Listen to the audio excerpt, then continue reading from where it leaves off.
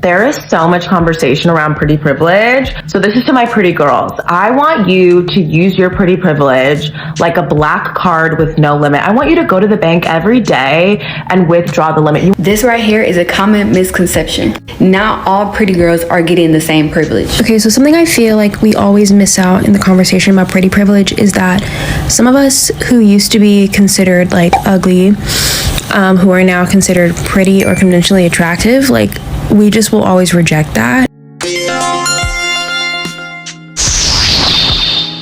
I'm glad you're watching, amazing viewers. I was scrolling down on TikTok. I came across this video on pretty privilege and I was like, why not share it with you guys? I know you have something to say about this. If you've ever been treated differently simply because of how you look, so we'll be looking at pretty privilege. But before then, what is pretty privilege first?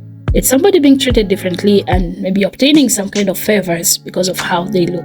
Looking pretty, you know, pretty privilege. So it's associated with your beauty and you're treated differently for that. Some of the commentators also mentioned that these pretty privileges are not the same to all races. You know, there are white pretty privileges, black pretty privileges, and all Asian pretty privileges. So it's cast across these races. Bottom line, pretty. All of them are pretty, but different kind of privileges.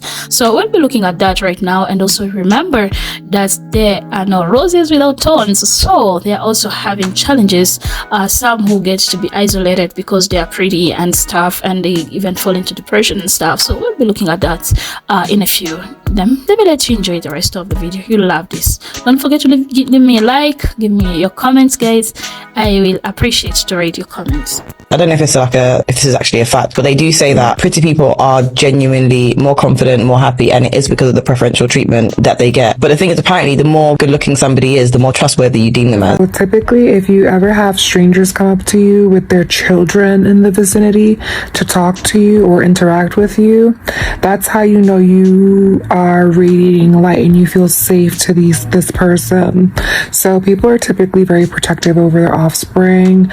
They're not going to put their children around anything or anyone that could jeopardize their safety. So this happened to me in particular. This grandpa came up to me with his granddaughter and was like, I can't stop staring, you're so pretty, and then called his daughter over to be like, look at the lady, and then was like, oh, tell her why you're so cute. And she was like, because they have dimples. But yeah, that's how you know you're that girl. Guys, pretty privilege is real. Okay, the amount of things that pretty people get away with is astronomical. And if you genuinely don't believe that pretty privilege exists,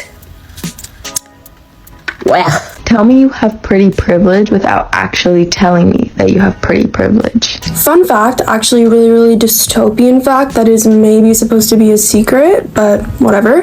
There is this network of apps that are essentially beauty passes. So if you're a model or just like a pretty girl or an influencer, you can apply to get in. They're like exclusive, so not everyone gets accepted, but you apply to get in.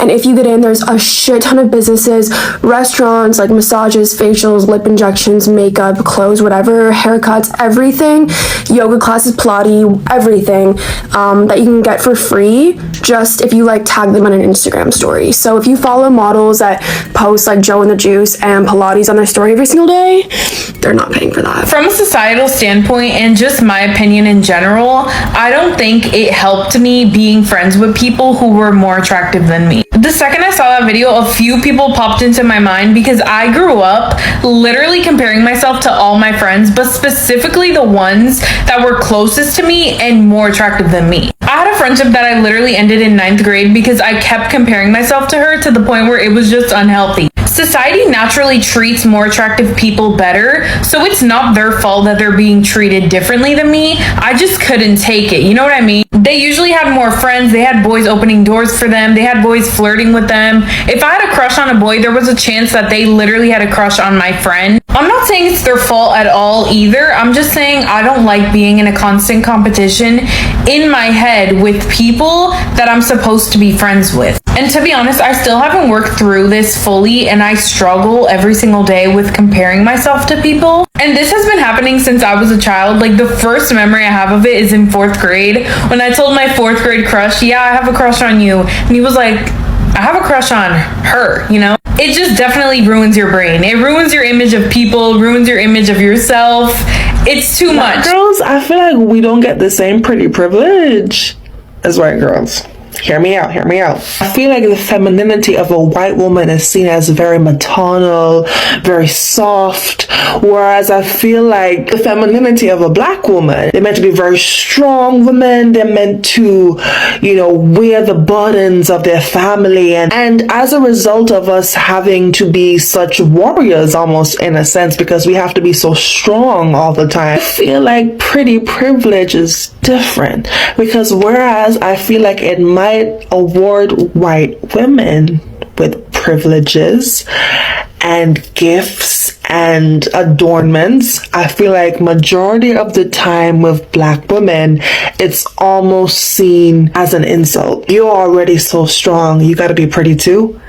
It's an insult. Do you get what I mean? We're not celebrated for it. We're not celebrated for being pretty. We don't get free gifts from just being pretty. The world doesn't give us that. You then get people judging you even harder because you're attractive.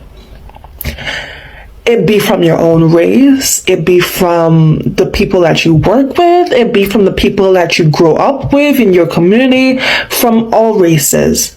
All races. I want to know, what do you guys think? Do you agree with my sentiments? Do you not? And if you're from a different race, definitely share your insights as well. Does pretty privilege differ based on race? If you're young and you're pretty, you do not want to make this mistake at work. So I think the whole pretty privilege in the workplace discussion is a little bit different when it comes to black women. This creator makes some really interesting points about how you should dress and present yourself in the workplace as a woman, especially if you're in a male-dominated field. I've taken a much different approach than she suggests, and I think it's part of the reason why I've been promoted earlier than everyone I've started with, regardless of race. She basically says not to put too much effort into your appearance, don't think too much about your clothing, don't wear too much makeup, etc. I just don't think that's a luxury provided to black women when you think about it from the gaze of another race. Like when you think about the white girl messy bun, there really is no black equivalent to it. So really early in my career, even though I work in tech where there's no defined dress code, I always made sure to come to the office put together and elevated. The goal of this really was just to look much older than I am. But what I think it's led to is this appearance of competence that complements my intellect, not overpowers it, because we don't start from the same starting point of perceived beauty from non-black people that non-black women do. I want to be very clear, I am not saying that black women are not as beautiful as other races of women. I'm talking about societal beauty standards. So in this creator that I'm stitching's video, she basically says that if you do too much at work, you wear too much makeup, your clothes are too nice, people are going to focus on that beauty instead of your intellect. But what I think that additional elevation does for black women is actually bring us to the same level of perceived attractiveness as women of other races. So we're moving from being either invisible or looked down upon to being equal as a woman of another race who has not done too much. And then from a senior leader perspective, what I think this creates the appearance of is okay, this girl's really gotten with the program. I can really pour into her and invest in her as a leader and mentor. I'm going to feel better about myself because I'm mentoring a young black woman, and she is going to do better and contribute to the company because I've seen by her appearance that she's not going to be out here looking like other black women do. So I definitely don't think you should do anything to stand out from a fashion or beauty perspective. Don't wear a bunch of multicolored makeup or don't wear clothes that are really loud. But I do think that elevating yourself one level up from what other people wear will always help you, especially if you're a black woman. So things like, yes, wearing makeup and maybe even a lot of makeup, but not loud makeup that enhances your features, wearing jewelry that is elevated, wearing nice, simple dresses, even if everyone else is wearing jeans.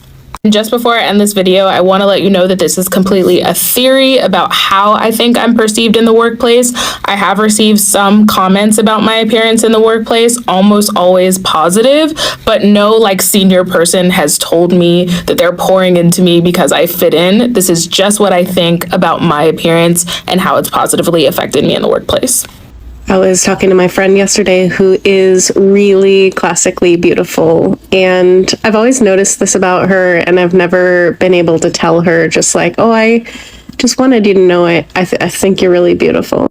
And she was like, oh, that's so funny, because I used to be really nerdy. Like, I used to work in a lab and have these big glasses, and I've really changed my aesthetic over the last couple years. And we had a conversation about how different people treat her now. She was like, yeah, before, when I forgot to load the money onto my bus card and I would get on the bus, they would just be like, well, you gotta get off the bus. And now that I have this long hair and I wear lipstick, if I step on the bus and there's no money on my card, they'll just be like, oh, sit down, you're fine. And this is why it becomes so important to women to live up to the beauty standard of the society. It's not that we don't like how we look. It's not that we have a problem with aging. It's that as we age and as we look different, we lose our power. We lose the kind treatment of others that's based on our aesthetic. We lose being listened to. And some people would do anything to maintain that. It feels like slowly losing people's respect. It feels like slowly becoming irrelevant to people. But that relevance was always going to be upheld and maintained by patriarchy. Indeed, the power that we try to grab onto when we are trying to be beautiful or trying to be young is the prize. It is the carrot and stick that men try to give women in order to have them operate by the system of beauty, really the economy of beauty that they have set up for them. And so in order to break free of this, we need to truly empower women rather than just giving them some preferential treatment, some pat on the back for following the aesthetic rules. Women should be empowered for what they know, what they do, who they are, rather than just how they look. And what sucks is that women uphold the system just as much as men do. But they only do it because that's the only way that they really know how to get power. And so to all empowered women out there, I say let's all just go ahead and be as ugly as possible. Okay, here's some signs, all right? Clear, tall tale signs that you actually have pretty privilege. Based on my last video, a lot of women were, kind of like, some of them vexed, not sure if they fall under the category of having pretty privilege. Let me tell you, I dated a girl, pretty girl, all right? She had gotten pretty privilege pretty much all her life, all right? I saw it firsthand. Why we not together no more, it's irrelevant. But here's some signs. Number one, people will hold the door for you. Random people, they gonna go out their way to open the door for you, no matter what. Number two, it may be raining outside, right? It may be raining outside and you'll have a complete stranger give you their own umbrella. And they don't even mind getting soaked because they want to make sure that you good. That's pretty privileged. Number three, it may be a long line anywhere. You could be at the bank. You could be at the grocery store line. You could be trying to get in the club. Like somebody gonna give up their space in line for you. I say 90% of the time, over 90% of the time. That's gonna happen. Number four, you get stuff for free. And nobody's gonna take no for an answer either. They ain't gonna take no for an answer. You say no, please don't. Like, they're not gonna take no for an answer. You set for life. So something I feel like we always miss out in the conversation about pretty privilege is that some of us who used to be considered like ugly, who are now considered pretty or conventionally attractive, like we just will always reject that. And so because of that, it's hard to accept that pretty privilege is now something that we have access to. Like, I notice this within myself because there are definitely times where I'm in spaces where I'm still considered ugly, but there are also times where I'm in spaces where I'm considered pretty now, and I like completely don't know how to act in those spaces because I still don't acknowledge myself as a pretty person. As I move throughout the world, I still move as if I'm someone who is not benefiting from the privilege of beauty. And so if somebody holds the door for me or does something nice for me out of me being pretty, I'm genuinely shocked. Like, sometimes I'll make a face like, what the fuck? Because it's like, what are you doing? And it's like, and you know, like it's a jarring moment, you know? I would have stopped fucking with medium ugly guys a long time ago if I knew that the ultimate form of pretty privilege is having an attractive partner. First, I gotta break down the levels of pretty privilege by yourself so you can understand how elite it is with a partner. The pretty, the privilege, 1 face card, bare level, right? This is you by yourself. You're a lone soldier in this one, which is why it's also a reflection of your attitude, because all of the privilege is a spectrum. Depending on how much the person likes you, the better the privilege is. The difference between getting free and discounted shit is how much do you feel like I'm your friend? How much do you feel like I actually like you with my cute ass? How much do we a kiki? We kikied enough for you to pay for my drinks and my appetizers and I just gotta tip you on an entree? Cool. Oh, my cute ass is here by myself. It's just you? You ain't out with nobody? Come on. Men will give you money. Like, they will just give you money. So great. Also, depending on your attitude, people are willingly more helpful. Like, almost go out of their way to be more helpful to you just so that they could be in your fine ass face longer. The next tier of pretty privilege is with your attractive friends. Now, all of the above, however, you get invited more places. Pro ho tip, if a guy invites you and only you, he's trying to fuck on you and he got you covered. He may or may not cover the extra people you bring. That's on them. If he tell you bring your friends, he already know that he got you on lock and he trying to put his homeboys on. Or he know that you wishy-washy and he trying to see what your friends on. The problem with that is your attractive friends are more likely to get you kicked out of places or left somewhere because pretty girls got a hell of an attitude, boy. And sometimes they don't even be fun. So it's like, all right, you're pretty, but like, you're just here. In essence, get the right attractive friends because finding a group of men to pay for stuff doesn't make you special. And you can always get left or kicked out, or they could just stop paying for your things. So choose the right friends to bring.